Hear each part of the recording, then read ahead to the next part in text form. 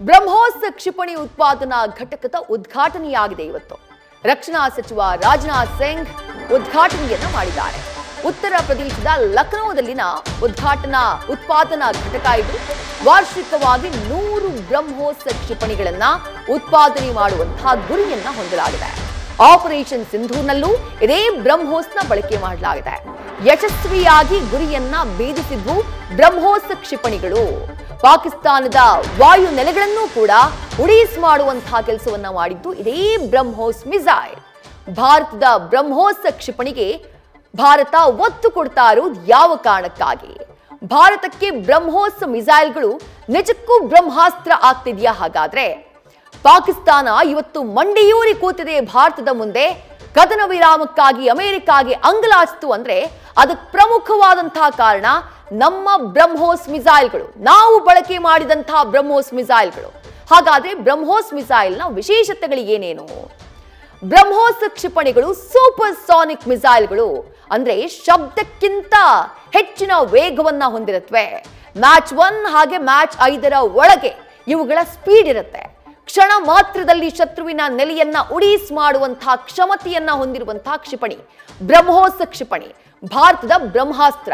ಒಳಗೆ ನುಗ್ಗಿ ಶತ್ರುವಿನ ಆ ನೆಲೆ ಏನಿದೆ ಅಥವಾ ನಾವಿಡುವಂತಹ ಆ ಗುರಿ ಏನಿದೆ, ಟಾರ್ಗೆಟ್ ಏನಿದೆ, ಆ ಟಾರ್ಗೆಟ್ ನ ಹೊಡೆದು ಹಾಕುವಂತಹ ಸಾಮರ್ಥ್ಯ ಬ್ರಹ್ಮೋಸ್ ಕ್ಷಿಪಣಿಗಿದೆ. ಜಗತ್ತಿನ ಟಾಪ್ ಏರ್ ಡಿಫೆನ್ಸ್ ಸಿಸ್ಟಮ್ಗಳನ್ನು ಕೂಡ ಭೇದಿಸುವಂತಹ ಸಾಮರ್ಥ್ಯ ಇದಕ್ಕಿದೆ. ಟಾಪ್ ಏರ್ ಡಿಫೆನ್ಸ್ ಸಿಸ್ಟಮ್ ಈಗ ಪಾಕಿಸ್ತಾನದಲ್ಲಿದ್ದ ಯಾವುದು? HQ-9 air defence system. ತಡೆಯೋದಕ್ಕೆ ಸಾಧ್ಯ ಆಗಲಿಲ್ಲ ಭಾರತದ ಬ್ರಹ್ಮೋಸ್ ಕ್ಷಿಪಣಿಯನ್ನ. ಮೊನ್ನೆ ಪಾಕಿಸ್ತಾನದವರು ನಿನ್ನೆ ಅರ್ಲಿ ಮಾರ್ನಿಂಗ್ ಅವರ ಫತೇಹ್ ಮಿಸೈಲ್ ಅನ್ನ ಕಳುಹಿಸಿದ್ರಲ್ಲ ಭಾರತದತ್ತ, ಅದನ್ನ ಹೊಡೆದುರುಳಿಸುವಂತಹ ಕೆಲಸವನ್ನ ಸೇನೆ ಮಾಡ್ತು. ಯಾವಾಗ ಅವರು ತಮ್ಮ long range high speed missile ಅನ್ನ ಕಳುಹಿಸಿದ್ರು, ಅದಕ್ಕೆ ಪ್ರತ್ಯುತ್ತರವಾಗಿ ಭಾರತ ಕಳುಹಿಸಿದ್ದು ಇದೇ ಬ್ರಹ್ಮೋಸ್ ಮಿಸೈಲ್ ಅನ್ನ. ಅದು ಕೂಡ ಶತ್ರುವಿನ ವಾಯುನೆಲೆ, ಶತ್ರುವಿನ ಮಿಲಿಟರಿ ಇನ್ಸ್ಟಾಲೇಷನ್ ಅನ್ನ ಗುರಿಯಾಗಿಸಿ ಕಳುಹಿಸಿದ್ದು ಈ ಬ್ರಹ್ಮೋಸ್ ಮಿಸೈಲ್. ಶತ್ರುವಿನ ಆ ಡಿಫೆನ್ಸ್ ಸಿಸ್ಟಮ್ಗಳನ್ನ, ಏರ್ ಡಿಫೆನ್ಸ್ ಸಿಸ್ಟಮ್ ಅಂದ್ರೆ ಏರ್ ಡಿಫೆನ್ಸ್ ಸಿಸ್ಟಮ್ ಯಾವ ರೀತಿ ವರ್ಕ್ ಆಗುತ್ತೆ ಅನ್ನೋದನ್ನ ಕಳೆದ 2-3 ದಿನಗಳಲ್ಲಿ ನೀವು ಗಮನಿಸಿದ್ರಿ. ನಮ್ಮ ಏರ್ ಡಿಫೆನ್ಸ್ ಸಿಸ್ಟಮ್ S-400 ಶತ್ರುವಿನ ಯಾವುದೇ ಮಿಸೈಲ್, ಯಾವುದೇ ಡ್ರೋನ್ ಬಂದ್ರು ಹೊಡೆದು ಹಾಕುವಂತಹ ಸಾಮರ್ಥ್ಯ ಹೊಂದಿದೆ. ಈಗ ಶತ್ರು ದೇಶದಲ್ಲೂ ಏರ್ ಡಿಫೆನ್ಸ್ ಸಿಸ್ಟಮ್ಗಳಿದ್ದಾವೆ. ಪಾಕಿಸ್ತಾನದಲ್ಲೂ ಇತ್ತು HQ-9 air defence system. But ಏನಾಯ್ತು? ಬ್ರಹ್ಮೋಸ್ ಮಿಸೈಲ್ ಅನ್ನ ತಡೆಯೋದಕ್ಕೆ ಸಾಧ್ಯ ಆಗಿಲ್ಲ. ಹಾಗಾಗಿನೇ ಅವರ ಸೇನಾ ನೆಲೆಗಳಲ್ಲಿ, ಅವರ ಏರ್ ಬೇಸ್ಗಳಲ್ಲಿ ಅಷ್ಟು ದೊಡ್ಡ ಮಟ್ಟದ ಡ್ಯಾಮೇಜ್ ಆಗಿತ್ತು. ಇನ್ನು ಯಾವುದೇ ಏರ್ ಡಿಫೆನ್ಸ್ ಸಿಸ್ಟಮ್ ನಿಂದ ಬ್ರಹ್ಮೋಸ್ನ ತಡೆಯೋದಕ್ಕೆ ಸಾಧ್ಯ ಇಲ್ಲ. ಮಿಸೈಲ್ಗಳಲ್ಲಿ ಬ್ರಹ್ಮೋಸ್ ಕ್ಷಿಪಣಿಗಳು ಸೂಪರ್ ಪವರ್ ಇದ್ದ ಹಾಗೆ. ಅಂದ್ರೆ ಇಟ್ಟ ಗುರಿಯನ್ನ ಬಹಳ ಪ್ರಿಸೈಸ್ ಆಗಿ ಹೋಗಿ ರೀಚ್ ಆಗಿ ಧ್ವಂಸ ಮಾಡುವಂತಹ ಕೆಲಸವನ್ನ ಮಾಡುತ್ತವೆ. ಅದು ಸಣ್ಣ ಪ್ರಮಾಣದ ಡ್ಯಾಮೇಜ್ ಅಲ್ಲ, ಬಹಳ ದೊಡ್ಡ ಪ್ರಮಾಣದ ಡ್ಯಾಮೇಜ್ ಅನ್ನ ಮಾಡುತ್ತವೆ ಈ ಕ್ಷಿಪಣಿಗಳು. ಎದುರಾಳಿ ಏರ್ ಕ್ರಾಫ್ಟ್ ನ ಲಾಕ್ ಮಾಡಿದ್ರೆ ತಪ್ಪಿಸಿಕೊಳ್ಳೋದೇ ಕಷ್ಟ.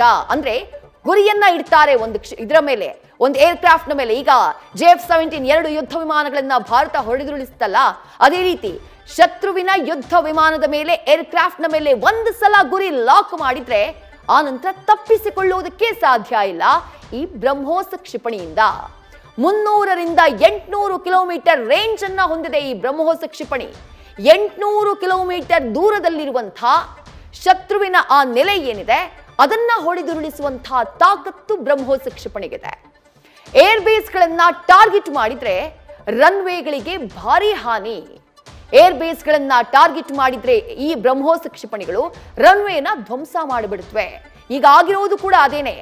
ಇವರ ಸರ್ಗೋದಾ ಏರ್ ಬೇಸ್ ಏನಿದೆ ಪಂಜಾಬ್ ಪ್ರಾಂತ್ಯದಲ್ಲಿ, ಪಾಕಿಸ್ತಾನದ ಪಂಜಾಬ್ ಪ್ರಾಂತ್ಯದಲ್ಲಿ, ಅಲ್ಲಿ ಅವರ ರಫೇಲ್ ಜೆಟ್ಗಳನ್ನ ಜೊತೆಗೆ ಕ್ಷಮಿಸಿ F-16 ಅಮೆರಿಕಾದಿಂದ ಪಡ್ಕೊಂಡಂತಹ F-16 ಯುದ್ಧ ವಿಮಾನಗಳು, JF-17 ಯುದ್ಧ ವಿಮಾನಗಳು, ಅದನ್ನ ಅವುಗಳಲ್ಲಿ ಅಲ್ಲಿ ನೆಲೆಯಾಗಿ ಇರಿಸಿಕೊಂಡಿದ್ವು. ಅಲ್ಲಿ ಅವುಗಳ ಬೇಸ್ ಇತ್ತು. ಅಲ್ಲಿಗೆ ಹಾನಿಯನ್ನ ಮಾಡಿದೆ ಭಾರತ. ಅಲ್ಲಿಗೆ ಮಾಡಿದಂತಹ ಹಾನಿಯ ದೃಶ್ಯವನ್ನ ನೋಡ್ತಾ ಇದ್ರಿ. ಇದು ರಹೀಂ ಖಾನ್ ಏರ್ ಬೇಸ್ ಎಂಥ ಹೊಂಡ ಬಿದ್ದಿದೆ ಅಂತ ನೋಡ್ತಾ ಇದ್ರಿ. ಅಂದ್ರೆ ಅವರ ರನ್ವೇ ಏನಿದೆ, ರನ್ವೇ ಕಂಪ್ಲೀಟ್ ಧ್ವಂಸ. ನೀವೆಲ್ಲಿಂದ ಉಡಾವಣೆ ಮಾಡ್ತೀರಿ? ಎಲ್ಲಿಂದ ಟೇಕ್ ಆಫ್ ಮಾಡಿಸ್ತೀರಿ ನಿಮ್ಮ ಯುದ್ಧ ವಿಮಾನಗಳನ್ನ? ಅಂಥ ಡ್ಯಾಮೇಜ್ ಅನ್ನ ಮಾಡಿದೆ ಬ್ರಹ್ಮೋಸ್ ಕ್ಷಿಪಣಿ. ಆ ಕಾರಣಕ್ಕಾಗಿನೇ ಬ್ರಹ್ಮೋಸ್ ಬಹಳ ಶಕ್ತಿಶಾಲಿ ಕ್ಷಿಪಣಿ ಅಂತ ಕರೆಸ್ಕೊಳ್ಳೋದು. ಆ ಡ್ಯಾಮೇಜ್ ನ ನೋಡ್ತಾ ಇದ್ದೀರಿ ನೀವು. ರನ್ವೇನಲ್ಲಿ ಎಂಥ ದೊಡ್ಡ ಹೊಂಡ ಬಿದ್ದಿದೆ ಅನ್ನೋದನ್ನ ಗಮನಿಸ್ತಾ ಇದ್ದೀರಿ. ಯುದ್ಧದ ಸಂದರ್ಭದಲ್ಲಿ ರನ್ವೇನಲ್ಲೇ ಇಂಥ ಸ್ಥಿತಿಯಾದ್ರೆ ನಿಮ್ಮಲ್ಲಿ F-16 ಇಲ್ಲಿ JF-17 ಇಲ್ಲಿ ಯುದ್ಧ ವಿಮಾನಗಳು ಅವುಗಳನ್ನ ಯಾವ ರೀತಿ ಟೇಕ್ ಆಫ್ ಮಾಡಿಸ್ತೀರಿ ನೀವು? ಇದು ಬ್ರಹ್ಮೋಸ್ ಕ್ಷಿಪಣಿಯ ಸಾಮರ್ಥ್ಯ. ಕೆಲವೇ ನಿಮಿಷಗಳಲ್ಲಿ 300 ಕಿಲೋಮೀಟರ್ ದೂರವನ್ನ ಕ್ರಮಿಸುವಂತಹ ಸಾಮರ್ಥ್ಯವನ್ನ ಈ ಕ್ಷಿಪಣಿ ಹೊಂದಿದೆ. ಭೂಮಿ, ನೌಕೆ, ವಾಯು ಈ ಮೂರೂ ಮಾರ್ಗಗಳಲ್ಲೂ ಕೂಡ ದಾಳಿಯನ್ನ ಮಾಡುವಂತಹ ಸಾಮರ್ಥ್ಯವನ್ನ ಹೊಂದಿದೆ ಈ ಬ್ರಹ್ಮೋಸ್ ಕ್ಷಿಪಣಿ. ನೀವು ಲ್ಯಾಂಡ್ ಮೂಲಕನೂ ಇದನ್ನ ಲಾಂಚ್ ಮಾಡಬಹುದು, ಅಥವಾ ನಮ್ಮ ಬಳಿ ಇರುವಂತಹ NS Vikrant, NS Vikramaditya aircraft ಕ್ಯಾರಿಯರ್ಗಳು ಏನಿದ್ದಾವೆ ಅವುಗಳ ಮೂಲಕನೂ, ಜೊತೆಗೆ ನಮ್ಮ ಬಳಿ ಗೈಡೆಡ್ ಮಿಸೈಲ್ ಡೆಸ್ಟ್ರಾಯರ್ಗಳು ಏನಿದ್ದಾವೆ ಅವುಗಳ ಮೂಲಕನೂ ಇವನ್ನ ಲಾಂಚ್ ಮಾಡಬಹುದು. ಸೂಪರ್ ಸಾನಿಕ್ ಕ್ರೂಸ್ ಮಿಸೈಲ್ ಇರೋದು ಭಾರತ ಹಾಗೆ ರಷ್ಯಾ ಬಳಿ ಮಾತ್ರ. ಅಂದ್ರೆ ನಮ್ಮ ಸೇನಾ ವ್ಯವಸ್ಥೆ, ನಮ್ಮ ಸೇನೆಗಳು ಎಂಥ ಶಕ್ತಿಶಾಲಿ ಸೇನೆ ಅನ್ನೋದಕ್ಕೆ ಸಾಕ್ಷಿ ಈ ವಿಚಾರ. ಭಾರತ ಹಾಗೆ ರಷ್ಯಾ ಬಳಿ ಮಾತ್ರ ಇರೋದು ಸೂಪರ್ ಸಾನಿಕ್ ಕ್ರೂಸ್ ಮಿಸೈಲ್ಗಳು. ಕ್ರೂಸ್ ಮಿಸೈಲ್ ಅಂದ್ರೆ ಏನು? ತುಂಬಾ ನಿಖರವಾಗಿ ಪಿನ್ ಪಾಯಿಂಟ್ ಟಾರ್ಗೆಟ್ ನ ಹೊಡೆದುರುಳಿಸುತ್ತವೆ. ಈಗ ಬೇರೆ ರಾಷ್ಟ್ರಗಳ ಬಳಿ ಇರುವಂತಹ ಮಿಸೈಲ್ಗಳು, ಸಾಮಾನ್ಯ ಮಿಸೈಲ್ಗಳು ಇಲ್ಲಿಂದ ಲಾಂಚ್ ಮಾಡಿದ ತಕ್ಷಣ ನೇರವಾಗಿ ಹೋಗಿ ಏನ್ ಗುರಿ ಇರುತ್ತೋ ಆ ಗುರಿಯನ್ನ ಹೊಡೆದು ಹಾಕುತ್ತವೆ. ಆದ್ರೆ ಬ್ರಹ್ಮೋಸ್ ಕ್ಷಿಪಣಿ ಯಾವ ರೀತಿ ವರ್ಕ್ ಮಾಡುತ್ತೆ ಅಂತಂದ್ರೆ, ಒಂದು ಗುರಿಯನ್ನ ಅದಕ್ಕೆ ಸೆಟ್ ಮಾಡಿದ್ರೆ ಅದು ನೇರವಾಗಿ ಹೋಗೋದಲ್ಲ, ನಿಮ್ಗೆ ಅಡ್ಡಾದಿಡ್ಡ ಹೋಗಿ ಆದ್ರೂ ಏನು ಪ್ರಿಸೈಸ್ ಟಾರ್ಗೆಟ್, ಆ ಟಾರ್ಗೆಟ್ ಏನಿದೆ ಆ ಟಾರ್ಗೆಟ್ ನ ಧ್ವಂಸ ಮಾಡುವಂತಹ ಕೆಲಸವನ್ನ ಈ ಬ್ರಹ್ಮೋಸ್ ಕ್ಷಿಪಣಿ ಮಾಡುತ್ತೆ. ತುಂಬಾ ನಿಖರವಾಗಿ ಪಿನ್ ಪಾಯಿಂಟ್ ಟಾರ್ಗೆಟ್ ನ ಹೊಡೆದುರುಳಿಸುವಂತಹ ಕೆಲಸವನ್ನ ಮಾಡುತ್ತೆ.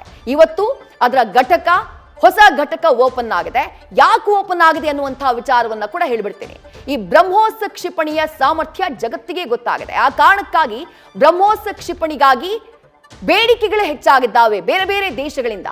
ಆ ಬೇಡಿಕೆಯನ್ನ ಪೂರೈಸುವಂತಹ ಕಾರಣಕ್ಕಾಗಿನೇ ಈ ಘಟಕಗಳನ್ನ ದೇಶದ ಬೇರೆ ಬೇರೆ ಭಾಗದಲ್ಲಿ ಸದ್ಯ ಭಾರತ ಮಾಡಿರೋದು. ಇವತ್ತು ಅದೇ ಘಟಕ ಉದ್ಘಾಟನೆಯಾಗಿದ್ದು ಉತ್ತರ ಪ್ರದೇಶದಲ್ಲಿ. ಅಂದ್ರೆ ಬೇಡಿಕೆ ಹೆಚ್ಚಾಗಿದೆ ಬ್ರಹ್ಮೋಸ್ ಕ್ಷಿಪಣಿಗಾಗಿ, ಅದರ ಕಾರ್ಯಕ್ಷಮತೆಗಾಗಿ. ಆ ಕಾರಣಕ್ಕಾಗಿ ಹೊಸ ಘಟಕ, ನೂತನ ಘಟಕವನ್ನ ಇವತ್ತು ರಕ್ಷಣಾ ಸಚಿವ ರಾಜನಾಥ್ ಸಿಂಗ್ ಅವರು ಉದ್ಘಾಟನೆ ಮಾಡಿತು. ಬ್ರಹ್ಮೋಸ್ ಕ್ಷಿಪಣಿಯ ಸಾಮರ್ಥ್ಯದ ಪರೀಕ್ಷೆ ಅದು ಸಕ್ಸಸ್ ಆಗಿದೆ. ಪಾಕಿಸ್ತಾನದಲ್ಲಾದಂತಹ ದೊಡ್ಡ ದೊಡ್ಡ ಹೊಂಡಗಳನ್ನ ಗಮನಿಸಿದ್ರಿ, ಇನ್ನು ದೊಡ್ಡ ಮಟ್ಟದಲ್ಲಿ ಡ್ಯಾಮೇಜ್ ಆಗಿದೆ. ಅದು ವಿಡಿಯೋಗಳ ಮೂಲಕ, ಫೋಟೋಗಳ ಮೂಲಕ ಬಯಲಾಗಿಲ್ಲ ಅಷ್ಟೇ. ಬ್ರಹ್ಮೋಸ್ ಕ್ಷಿಪಣಿಯನ್ನ ಮೊದಲು ಅದನ್ನ ಕ್ರಿಯೇಟ್ ಮಾಡುವಂತಹ ಸಂದರ್ಭದಲ್ಲಿ ರಷ್ಯಾದ ಜೊತೆ ಸೇರಿ ಭಾರತ ಅದನ್ನ ತಯಾರು ಮಾಡ್ತು. ಇವತ್ತು ಭಾರತದಲ್ಲೇ ಇಂಡಿಜಿನಿಯಸ್ ಆಗಿ ಈ ಬ್ರಹ್ಮೋಸ್ ಕ್ಷಿಪಣಿಯನ್ನ ನಿರ್ಮಾಣ ಮಾಡುವಂತಹ ಅಥವಾ ತಯಾರು ಮಾಡುವಂತಹ ಕೆಲಸಗಳಾಗ್ತಾ ಇವೆ. ಬೇರೆ ದೇಶಗಳಿಗೂ ಕೂಡ ಪೂರೈಕೆ ಮಾಡುವಂತಹ ಉದ್ದೇಶದಿಂದ ಇವತ್ತು ಹೊಸ ಘಟಕದ ಉದ್ಘಾಟನೆಯಾಗಿದೆ. ನ್ಯೂಸ್ ಫಸ್ಟ್ ನಿರ್ಭೀತಿಯಿಂದ ನಿಮ್ಮ ಪರವಾಗಿ.